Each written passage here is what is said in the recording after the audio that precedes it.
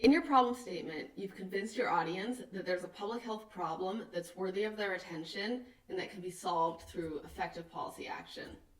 So now, in the policy options section of your brief, you'll need to answer two questions that your audience will have.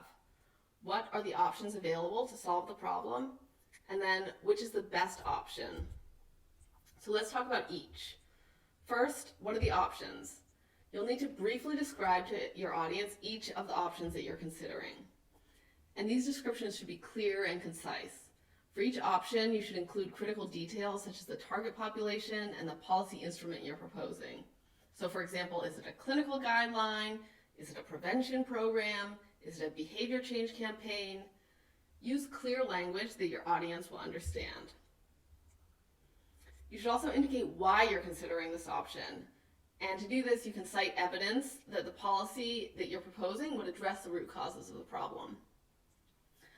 You don't need to include all the details of how the policy would be implemented, but just provide enough information so that your audience can really understand what the policy is. Sometimes you might also want to mention why you excluded a particular policy option. It's especially important to do that if you think that your audience might have an option in mind and might ask you about that option. Next, you need to talk about which option is recommended. So your audience needs a concise way to understand the trade-offs involved in choosing one option over another. And a good way to represent this is through a table.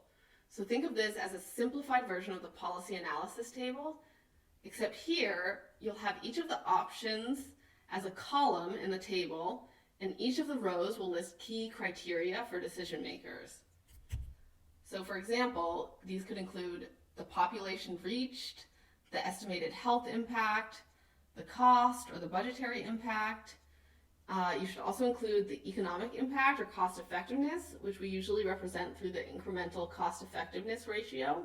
So that would be cost per life saved compared to the status quo, for example. And you'll need to summarize key considerations also about political and operational feasibility.